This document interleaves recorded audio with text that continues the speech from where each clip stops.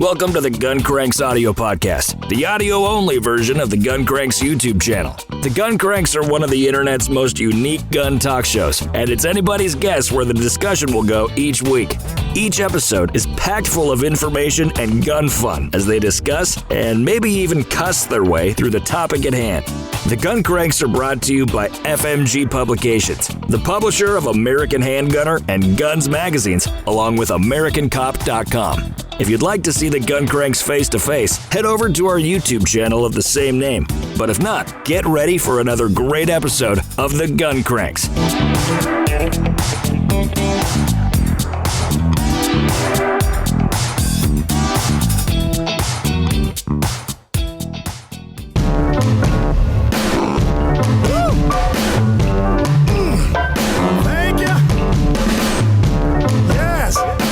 Well, hello, everybody.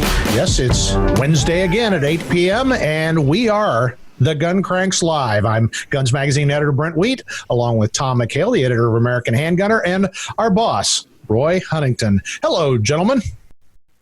Hello. Hi, you guys. Here we are again. Oh, it's great, and we're glad you could join us. It's turning into quite a gathering we have here every Wednesday evening at 8 p.m. Eastern. So we're glad you could join us. And last week we had a great talk with Jim Shepard, and it was funny. It was pretty timely. He talked about the NRA situation, and then the other shoe dropped. So If you haven't checked that out, as soon as you're done watching tonight, go check that out on Facebook and YouTube. So we are going to talk about something that we'll probably start arguing about this too, but we're going to talk about red dots. This is I got one of those. I got one of those, and Roy has. You're going to show that one. Oh wait, I have an antique one. I have an antique one. This is an ultra dot. Lord. I know. Look at that. That is kind of like the biggie size and not biggie size or something, you know. You know what that looks like? Illegal in 47 states. Yeah. It's not. This is not a suppressed revolver. Okay. Even I know that. Although it actually does work a little bit. It's a heavy barrel gun. It was a PPC gun. I built this in the late 80s. And this is one of the very earliest red dot sights that I could find. And I think I put this together. Oh, God, it was in the maybe early 90s. I can't remember for sure. It seems like it. And there you go. And everyone laughed at me and said, "That's stupid. No one's ever going to want to do that, man." Well, it just goes to show you. I mean, I've kind of been saying this is the year of the red dot, but followed very closely by a disclaimer that they're nothing new on handguns. It's been decades. No. Well, I got to say, before we new for everyday use. Yeah. Before we advance the conversation, though, that looks like something from Police Academy 5. You know. Well, it kind of was, actually. Come with me. or Total Recall, maybe. Oh, that guy. Yeah. Well, that's you need a laser on it. In Handgunner, actually, we did a one. It was in the 80s, I think it was, and it was that 10-pound laser that they mounted on top of an MP5. Remember that? Yeah. Oh, yeah. Yeah, we had those. But that's cool. When I took over Handgunner, and so I was at the SHOT Show, which was probably 2001 or 2002 at the SHOT Show. I was talking with Mickey Fowler, their competitor shooter, and I'd known Mickey for a little while, and we were in a booth doing something. I don't remember what, and he went, "Hey, let me show you this." And he pulls out like an officer's ACP size 1911, and on it was a little red dot TV sight, and it was one of the very early, like the first one. What was it, Dr. Optic? Was that what it was? I can't remember. Yeah. It was a horrific amount of money. It was like $800 in those days. And he had actually had someone cobble it together. And at those times, you had to turn it on with a button. And you had like about a 4-hour battery life on it. And so he showed it to me, and I picked it up and I looked through it, and I couldn't see the red dot, of course. Right? I'd never done it before. And he showed me some holster he'd cobbled together. And I told him, I said, "Well, that's stupid. What are you going to do with that?" And I'm going to start out the argument and say right off the bat, okay, this is my TMT custom Glock, my favorite thin blue line. I've got the Trijicon SRO on it. But let me say, I know, Tom, you're a huge proponent of red dots, and I'm not against them. I I'm not comfortable with them. After hundreds of thousands of pistol presentations, I still go for that front sight. So I'm trying to get there, but I'm still not super comfortable with it. So tell me why I should be super comfortable with it. You're doing it exactly right. Not looking for the dot, going for the front sight. I mean, that's the whole. Once you start looking for the dot, it disappears. There's black holes or something out there that suck up the dot when you start looking for it. No, but seriously, you just forget the dot's there. Bring it up, look for your front sight, boom, presto. No delay. There's definitely an adjustment curve. Yeah, but why have one? Why have one? That's what I want to know. Lots of reasons. You get to make a case for red dots. Oh, and you guys gang up on me? Is that how this is going to work? That's how it's I'll going to work. make a case for maybe not red dots. Okay. Let's talk about two different elements of red dot use. One, simplified sight picture. So in the classic scenario, you got rear sight, front sight, and target over there somewhere, right? That's three things you're trying to line up all in a micro instant. Is that a thing? Yeah. I don't know, but I mean, it's human eye. Your eye, no matter what it looks like in your brain, can only focus on one of those three things at a time. So we all say focus on the front side, and everything else is a little blurry, the target and the rear sight, right? If it's not blurry, your brain's just switching back and forth between those three objects. But red dot, one thing, the dot is on the target. So you have one simplified focal point. So if you overcome the issue of finding that dot, you've got a much more simplified sight picture. And so go ahead. We'll hold on point two for a minute. Yeah. No, go ahead. I'm sorry. I was going to say that I've reached that age. I've really started noticing this. That front sight, even when I'm focused on it real hard, it's not quite that distinct anymore.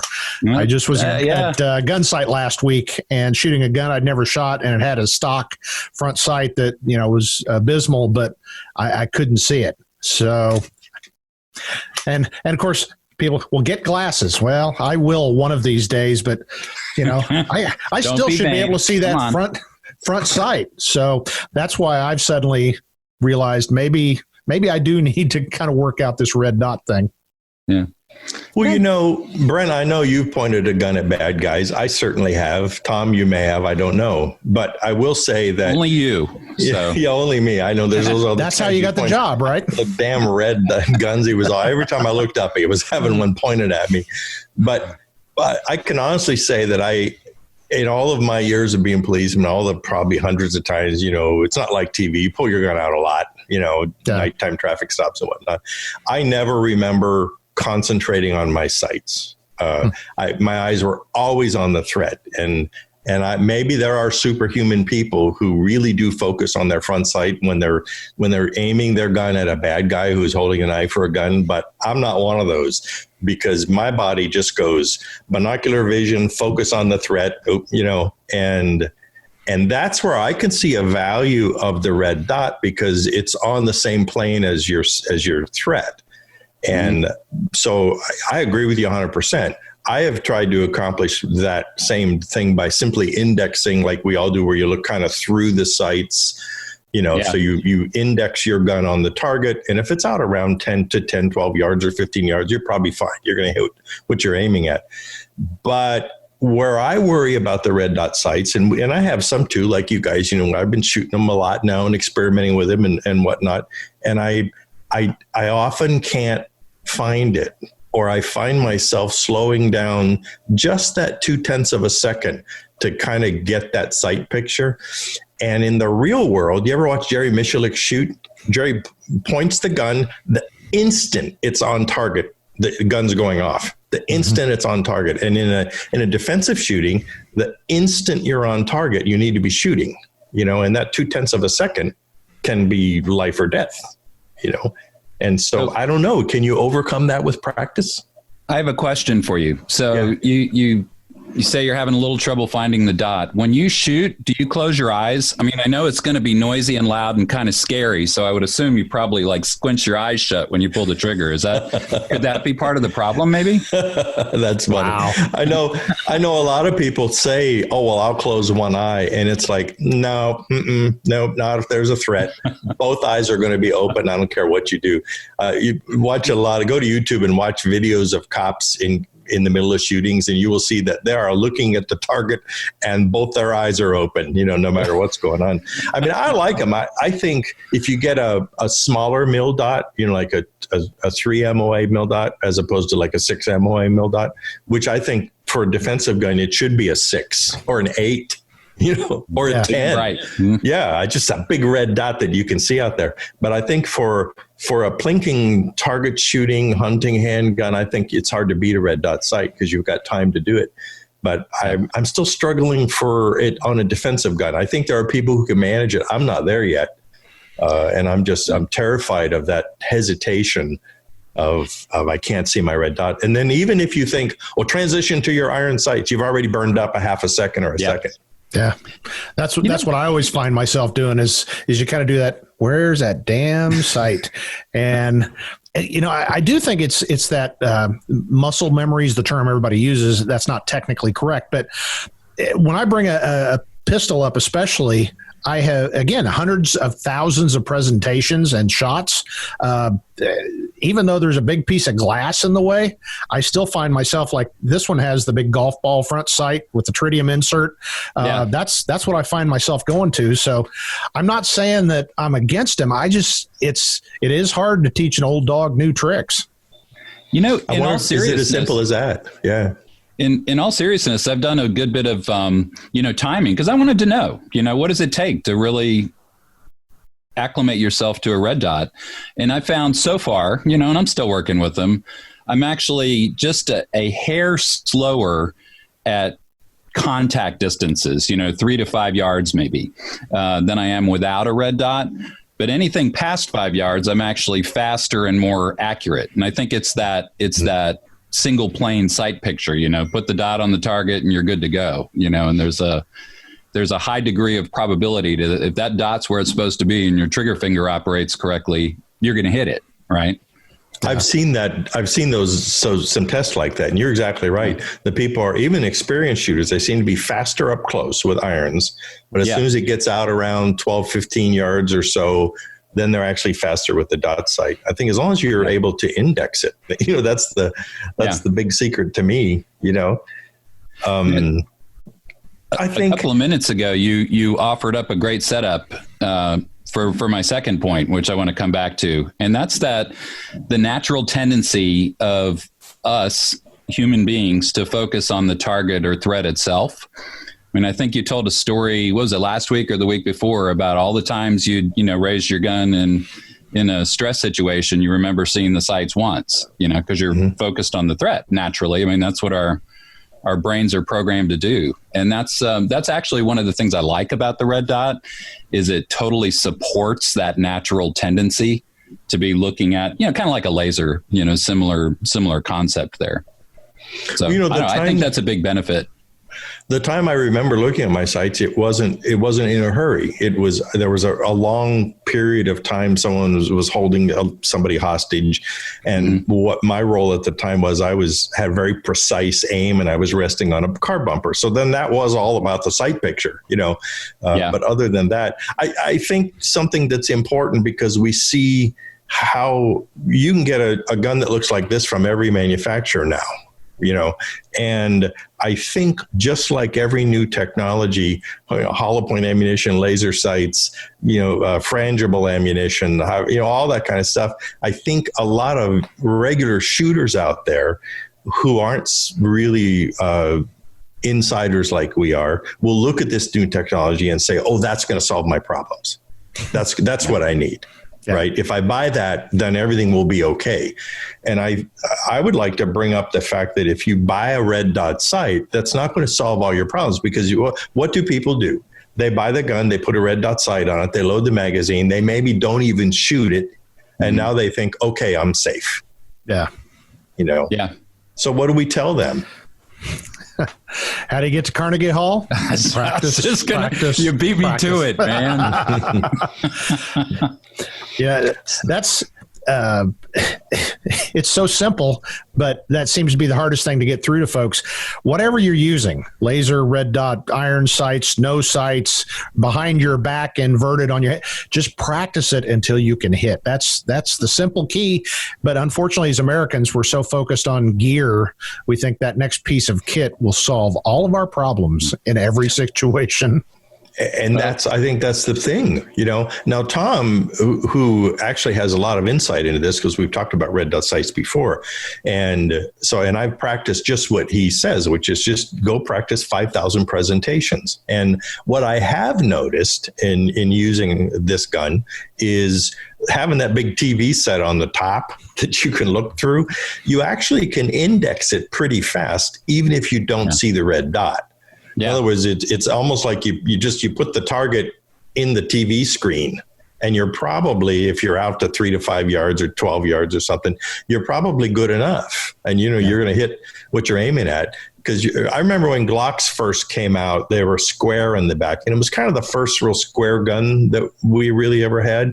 And the first few times I shot them, I thought, well, there's a square out there. You just put the square on wherever you're shooting, and, and there you go. And so it's a bit like that. So I would say baby steps, right?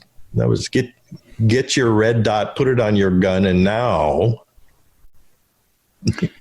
It's kind of like a giant ghost ring on a rifle, with the method you just described. Yeah. And one thing that naysayers on the red dot will always say, well, it's electronic and it can fail and all that stuff. I got to say, because we are, lucky, we've got all different kinds of brands, and I've not carried it as much as, it's not like my everyday carry gun, but other than some of the early EOTechs, which they admit, kind of had a little battery problem, I've not had any issues with them. And, we all understand, co-witnessing now. So what would you say to somebody who says, well, that's just an extra piece of kit that can fail in the moment of crisis? I would say you need to turn off your electricity and call the power company right now and turn it off. Because think about this. What would happen if you neglected to pay your electric bill? Right? The power would go off. And then what would you do? Right? You'd be stuck. I mean, I kind of, people say, well, the battery may run out and the light. It's like, well, we're adults. We can change the battery once a year. I mean, this is a Trigicon. This will run per specs nonstop for about 3 years. Yeah. So every New Year's Day, every 1 year, I put a new battery. What are they, like $1.97, for one of the batteries that drops into this guy, if that? Yeah. Like, never have to worry about it, Is that the SRO? No, this is an RMR. Okay. The original. Oh, I see now. So I'm kind of jonesing for an SRO like you have there. That got nice big TV window, right? Absolutely. It's huge. You can see all kinds of stuff going on downrange. About a year ago, I got a spam email, and it was from a company in China. Maybe you guys have gotten some like this. And it's basically, this was a manufacturing company, and they offer things in our industry. And this company offered electronic goods. So they did flashlights that you could have OEM branded to your name, Roy's Flashlight Company. And one of the things they offered were red dot sights, and they were just like small looking little red dot sights that looked just like, the ones that we all have here. And what I was amazed at is that they had bulk rates for sales, and that if I bought 500 of these red dot sights, and they said, 2-year battery life, 4 mil dot, it had all the kind of stats that they have on all of those. They were $17. And if I bought that many. And so then I started looking around, and I went on Amazon, and I went on eBay, and I went on some other places, and I found the identical site for sale. And some of them weren't even rebranded anything. It still had the, whatever brand mark they had on them. And they were being sold for anywhere from, say, $39 up to like $119, you know, and from some companies that were named enough that you might recognize them. Now, so obviously these are entry-level sites, but I would like to put a caution out, though, because I've had some of those sites and they do tend to malfunction or break sometimes. Good point. You know, you just pick them up and the dot isn't there, you know, but I didn't realize that until I saw that it was a $17 site and that was shipped here and they made their profit. So who knows what it costs to manufacture? $2, you know, most manufacturing is about 6 times their wholesale price is about 6 times. And so, it's costing them $3. And so do you really want to risk your life on a $3 electrical device? Are you sure that they didn't just put a little tiny red sticker on a piece of plexiglass there? I know. Probably. Yeah. It was like, what? I don't know. You know, I will say, though, that you could actually see the difference in the optics. I mean, obviously, these ones that we have, they're very high quality. It's a very clear, you know, TV screen, you know, for lack of a better phrase. The dots are bright and sharp. You know, my early site, this early Ultra dot here, it's really funny. The red dot is this sort of blurry splotch of red in the middle, shaped like a kidney, you know. Well, if we're talking about price point guns, I don't know if you can see that. This is my red dot trainer. It is a Taurus TX22, 22 long rifle, and it's got a True Glow, and I can't remember the model number, but I got this because it's again, price point kind of thing. It's not super expensive, but I can go out and shoot the stuffings out of it for not very much money. And it's really been good practice for me. I was just sitting here thinking, tomorrow I got to get back out to the range and shoot this thing. Now, the TX22, I actually purchased this. You know, they say, well, they always send gun writers all these free guns. They sent this one, but they wanted it back. I actually purchased it. I bought mine. Yeah. It's the only thing I'll say about it is it's a little finicky about ammo, but so are most semi-automatic 22s. But if you get the right brand that the gun likes, and I forget which one it is off the top of my head, but it'll run like a house of fire all day and you can shoot. My wife loves this gun. And, you know, she has some eye problems too. And she was like, well, can I carry that? And I said, well, let's keep you carrying the 9mm, but let's go out and shoot this thing a lot more. So there are ways to, it's a black striker fired kind of gun. So my theory is, go out and shoot this thing a lot, and then I will get more comfortable with my defensive caliber pistols. Is there anything more fun than a 22 pistol? I mean, seriously, I've been shooting for decades, and I still will always take the opportunity to shoot a 22 pistol. And this TX22, it feels like a real gun. It's just everything about, that's what I liked. Nothing against any of the other 22 pistols, but this one feels like your 9mm, carry gun. So I was pleased with it. So that's cool. That was the whole point, I think, of that gun. What I have found red dot sights are good for, and I've done it with this ancient revolver one before I got the more modern ones, is that if you have a new shooter, and have you ever been teaching somebody to shoot and they're really just not getting it? They're not getting the trigger press. They're not getting the sight picture. They're jerking the trigger. You're having a little trouble getting them settled in, kind of. Well, I have actually found is give them a gun that has a red dot sight on them, put the target out about 5 or 7 yards, and then just say, all I want you to do is put the little dot on the target and then squeeze the trigger. And so now that takes the sight picture element out of the picture, and you can just work on trigger squeeze. And so now they're only thinking about one thing. And boy, I'll tell you, it's been a really useful tool because their eyes light up because they're getting hits. And as the groups are spread around, you can help them identify what they're doing with the trigger and whatnot. And then once you sort of get that under control, now give them back the gun with the iron sights. And it's 100% successful. It's really, really handy. And I would encourage people to do that. It's, don't buy a red dot sight thinking that this is going to solve all your problems. Buy a red dot sight and use it as a training tool for a while. And then, as Tom says, do your 5,000 presentations. And if you get to where you're really comfortable, then okay, that's something else. But I might add one thing to that thousands of presentations is do them looking and look for the front sight. Don't look for the dot. Look for the front sight, and with the correct alignment, it's just going to be there. It has to be. If the gun's shooting to the same point through the sights or the red dot, you're going to see it when you line up the front sight. Do they all index? Because some guns that I've had, the red dot will be above the front sight. Yeah. Yet it hits the same point of impact that the sights hit, which I've never really understood that. Yeah. Is there? A little offset like a laser. Hey, Brent, will you do me a favor? Will you hold up your two guns? Oh, is he going to make fun of you? There's an important point. Like, turn them sideways so we can see that. Yeah. Now, on the frames of those sights, this is something that's, I don't know, maybe you guys have run into this as well. Like, I've got, the RMR here, which is a great sight. I mean, it's rock solid. You can hammer nails with this thing, but it's got a really thick frame around the TV window, right? Yeah. It makes a difference. I mean, those ones like the newer style, the newer generation have very slender frames that don't block your vision as much and aren't as distracting as you're kind of looking through to target. Yep. Something to consider. I don't know if you guys have struggled with that either, but I'm sitting here looking right now. I mean, if you look, it's a very thin, and I'm saying that's a good thing.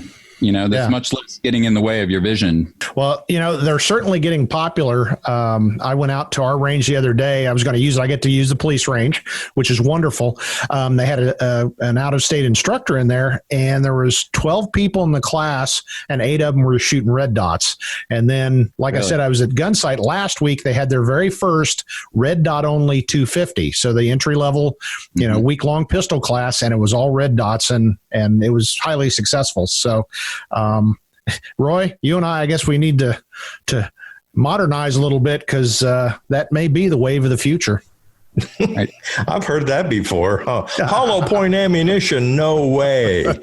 Well, there's one reason behind all this. Think about all the new pictures you're seeing online about the tactical Delta ninjas grimacing and crushing the grips while holding a red dot pistol. I mean, do you need any other reason than that? This is true. Right. And if you can do position Sewell, you win Dead Sexy War. We don't need to go there right now. Stance. It's a shame, though, that dare I call them influencers, that people who are in the business to make money being an influencer are affecting people's decisions, to buy these products, I think they kind of hint at the fact that this is going to solve all your problems. And I think if one of the services we could do is just help to keep people grounded a little bit and just say, always look at that stuff with a wary eye, Yeah. Well, not to get off on the influencer tangent, but you and I were talking about a certain person that we dealt with. And you said to me something that really stuck. You said, the world just began 7 years ago for this guy. He had not even shot before that, and now he's got a following. And he's, I'm not saying you have to be military, cop, competition shooter, but just with 7 years under your belt and you're telling literally tens of thousands of people how it should be, good luck with that. That's my thought. How many years between all of us? And I think we would all be the first to say, I've not figured all of it out by any stretch of the imagination. Well, we got my 7, but and thanks for talking about me there. Yeah, and plus whatever you guys have, right? Well, I think that's a good lesson too, is that there are people with 7 years in grade who probably know about whatever it is they're teaching. But I think people have to then balance that with, don't just look at that and say, well, I saw it on YouTube, so it's true. So look at that, and I'll find other people, maybe old guys like us, maybe other younger people. And if there's a common theme amongst them all, then oh, okay, well, then that's probably true, because I think we're all three saying kind of the same things about the red dots. I mean, Tom, who I would say is probably the strongest proponent and arguably probably has the most experience with them between us, still says, well, no, you have to practice with it, Yep. And so... And we all seem to struggle. Scopes on rifles, right? Mm-hmm. I mean, how many decades ago was that heresy to put a glass object on a working rifle? You're going to what? You're going to put glass up there? Well, and it's the same thing, though. Somebody buys a real high-end scope and they put it on the gun. Well, this thing just doesn't shoot. Maybe it's the loose nut behind the gun and not the high-dollar optic. How long, serious question, how long do you think it took? I've never really gone back and looked at this for the world to transition from open sights on rifles to scopes. I mean, now it's rare to find a rifle without a scope on it. Was that a decades-long process? I don't know. Oh, yeah, 50 years probably, yeah. Yeah, it was in the late 50s when it really started to become pretty much common, when Leupold and Redfield and Weaver and those guys came out. Because remember, they had telescopic sights, no red dots, but they had telescopic sights in the Civil War and even before that. Yeah. Mike Venturino still, I think, competes with optics, single-shot black powder rifles. Yeah. I just had a sudden thought that'll blow your mind. Maybe we're influencers. No, shh. Watch your mouth out with soap. Let me do it. There I was. I think we're all really concerned about making sure that what we try to say to everybody is truthful and it's based on our real world experience as opposed to something we, saw on a YouTube video, although this will end up on YouTube eventually. Well, and just the whole idea that, we're trying to be truthful. We're trying to share some experience. We're quick to say that we don't know it all. And contrary to what some people may think, we're not being paid to pump this gun at all. Like I said, I bought it, so I believe in it. And when people ask me what's a good way to train up with the red dot, buy this. That may not solve all your problems, but at least in my experience, it solved my problem. You just cost me some money because I do not. I mean, I have a Smith & Wesson Victory with a red dot in it, but what I don't have is kind of a mirror image of a carry gun with the red dot. So now, thanks a lot for violating my checkbook on that because I want one really bad. Well, and mine's run like a top. I've probably got, I don't know, 3,000 or 4,000 rounds through it. I mean, it just lays here with a pile of 22 ammo next to it and shoot it a lot. Well, I think if all it was about for us were helping our clients sell red dot sights, we would all be here going, well, you have to have one of these because if you don't have one of these, you're not cool and you're this and this and it's going to do everything in the world for you. But if you think about it, we've just brought up some pretty good reasons not to use a red dot sight for some things. And if you do want to use a red dot sight, the challenges that there'll be to them. And I don't think any advertisers or any manufacturers, would begrudge us the fact that we're being truthful. Of course, some might. I was going to say, maybe not everyone. Yeah. You got to try it yourself. You got to, evaluate the pros and cons for what you do, for how you see things, for how good your eyes are, for all of these factors, Well, the term I always use is your mileage may vary. Yeah. Your mileage. It's like, I hate to think of the guy that goes out and buys a modern polymer pistol, buys the most exotic, multiple level expanding pre-fragmented titanium ammunition. Nuclear tip, puts on a uber the top $1,000 red dot sight, a 2,000 lumen flashlight on the end of his gun with a green and a red and a UV laser, and then puts it next to his bed and thinks that now he's okay. Yeah. Because that's not how it works, Well, I'm sure you've seen it in training. Somebody shows up with, a piece that I couldn't afford, and then they proceed to really stink the place up because they put all their money into that cool gun, and it's got a certain cool factor behind the line, but when you got to actually press the trigger, they fail miserably. And I would love to share some experiences, but many of these people are friends, but it's like, maybe if you bought some practice ammo, I'm just saying it's a crazy notion, but little practice ammo probably wouldn't be a bad idea. Well, that's the beauty of that 22. I'm not going to let that go, man. That's awesome. He's easy. That's the tip of the day right there. That being a cheapskate, our industries and shooters in general they're almost like they're at either extreme They either don't mind spending $5,000 for a scope, or they begrudge spending $39 for a scope at Target or something. Yeah. When I guess Target sold scopes. A good illustration of that is I was at Thunder Ranch years ago, and there was this geeky, dirty guy, and he only had a $5 holster and the worst reloaded ammunition you could imagine, and a cheap, crappy gun, and it was constant problems, right? And so he was fighting with a magazine, and Clint walked up and said, "What's the problem?" And he said, "Well, I think there's a problem with my magazine. It always keeps jamming the gun." And Clint said, "You want me to fix that for you?" And I was standing there, and he went, "Yeah." And so Clint took it, looked at it, reared back, and threw it over the berm, the target berm. Yep. And he said, "There, it's fixed." And then he crunched on the gravel onto the next shooter. But I thought that was a really good lesson about that kind of stuff. Yeah. Well, I've always said the mark of a professional is good quality, but not flashy gear. You don't have to buy the most expensive, but just good quality that will solve your problem. Don't go cheapest. You don't have to go most expensive. But to me, competency is far cooler than any of the other stuff. I know that's kind of heresy in our American world, but one of my favorite stories, I got a buddy who was one of the first SWAT commanders in a major metropolitan city, and he wears bib overalls and a John Deere cap most days, but he's one of those guys, he can shoot the lights out of any weapon system. He probably doesn't own all that many guns by, some guys' standards, but he can use every one of them really effectively. And not only that, he's a mean SOB. I mean, you'd think he looks like grandpa, but if you ever tried to challenge him on it, it probably wouldn't go so good for you. To me, those guys are the coolest of all. The old World War II vet who can still shoot his 45 and, shoot a fly off the target at 15 or 20 yards. That to me is cool, not sweaty mission grimaces. I know I'm speaking heresy here, but So don't think putting a red dot sight in your gun is going to solve all your problems. What should we leave them with? I'll say one. Don't pay $19 for your red dot sight.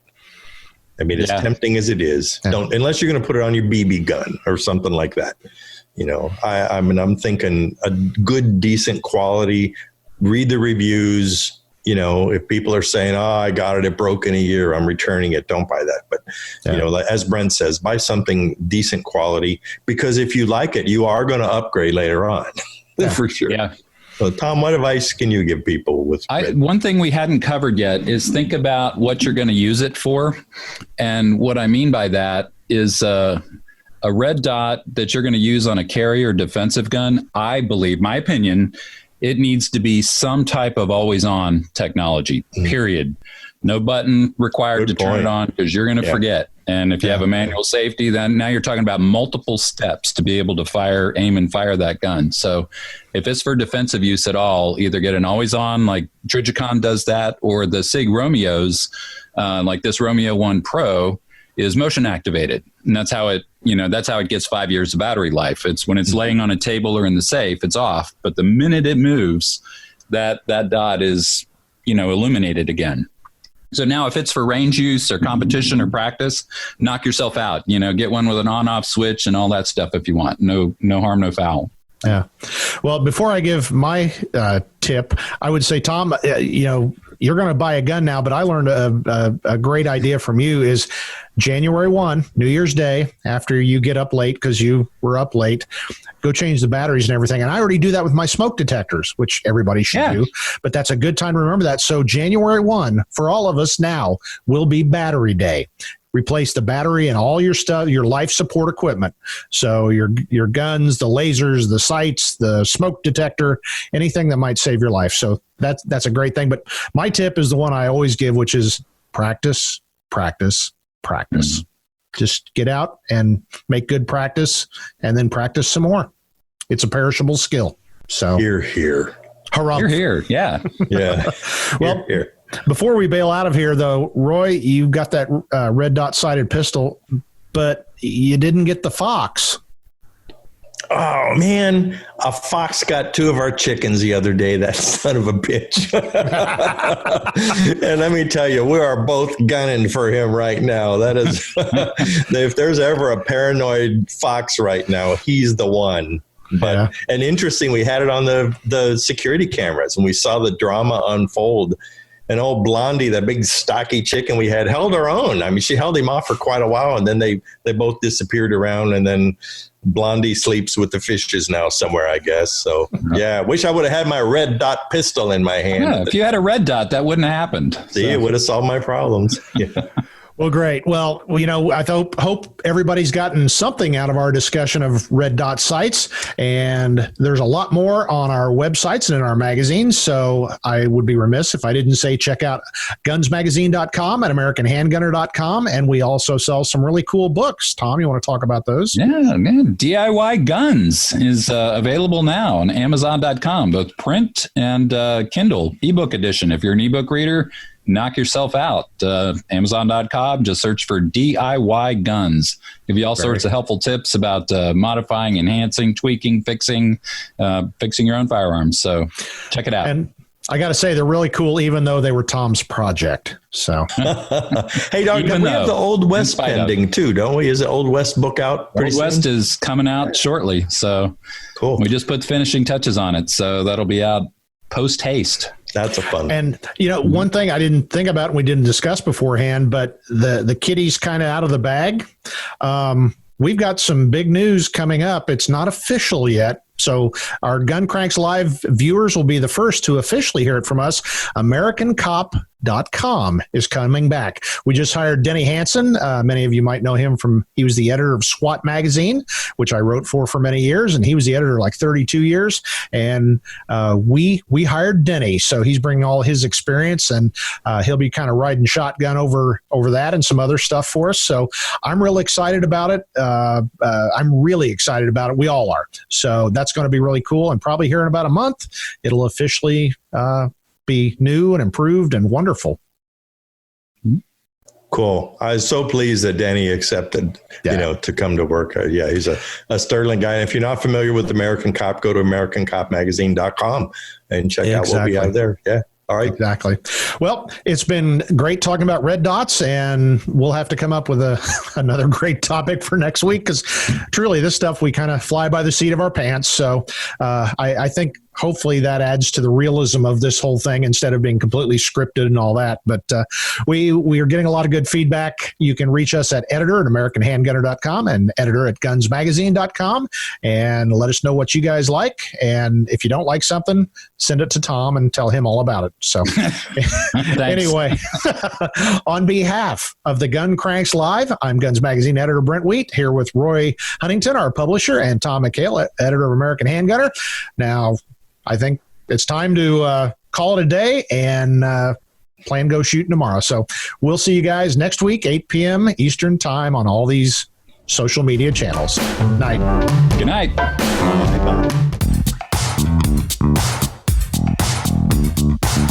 Thanks for listening to the Gun Cranks audio podcast. If you'd like to see the video from today's episode, check out our YouTube channel of the same name. And in the meantime, don't forget to subscribe to the Guns Magazine podcast and check out our other great publications, AmericanHandgunner.com, GunsMagazine.com, and AmericanCop.com.